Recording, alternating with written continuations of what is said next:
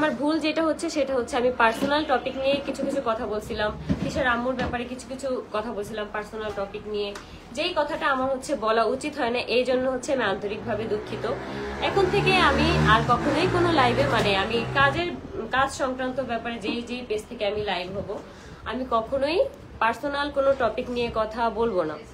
তো এই জন্য হচ্ছে লাইভটা ডিলিট করা লাগছে, আপুর পেজ থেকেও লাইভ ডিলিট করা লাগছে, কাশফিয়াস কালেকশন থেকেও ডিলিট করা লাগছে। এখানে কথা হচ্ছে আমাকে যেটা বলা হয়েছে যে লাইভ দুইটা আমার পেজ থেকে যেটা করছি সেটাও ডিলিট করার জন্য আমি আমার পেজ থেকে লাইভ ডিলিট করে দিছি।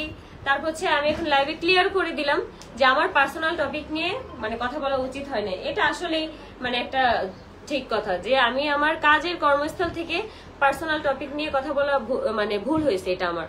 আর এটা হচ্ছে একান্তই যে ফেক পার্সন গুলো আছে যারা হচ্ছে আমাকে উস্কানিমূলক কমেন্ট করতেছে, যার কারণে হচ্ছে আমিও হাইপার হয়ে গেছিলাম, আমি আমার জেদ কন্ট্রোলে রাখতে পারিনি, যার কারণে আমি বলে ফেলছি। আমাকে নানান ধরনের খারাপ খারাপ কথা বলতেছিল, উস্কানিমূলক কমেন্ট করতেছিল, যার কারণে আমি হাইপার হয়ে গেছি। এর জন্য আমি অনেক অনেক দুঃখিত তোমাদের কাছে।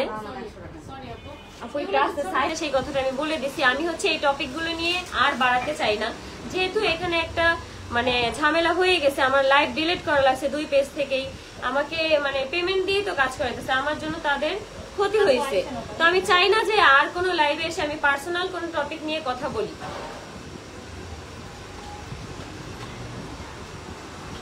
আর হচ্ছে আমি আর কখনো আমি যেখান থেকেই লাইভ হই না কেন, আমার তো এর পরেও হচ্ছে ড্রেসের আরো কত কত কাজ আছে, আমি যেখান থেকেই লাইভ হই না কেন আমি হচ্ছে পার্সোনাল কোনো টপিক বা পার্সোনাল কোনো ইস্যু নিয়ে আর কখনোই কোনো কথা বলবো না। আমি আশা করবো যে আমাকে নিয়ে যেন পার্সোনাল ভাবে কেউ কোনো ভিডিও বা কোনো কিছু মেক না করে, বা আমাকে নিয়েও যেন লাইভে কখনো কোনো কথা না বলা হয়, যেহেতু আমি এই জিনিসটা আর কি বলবো না।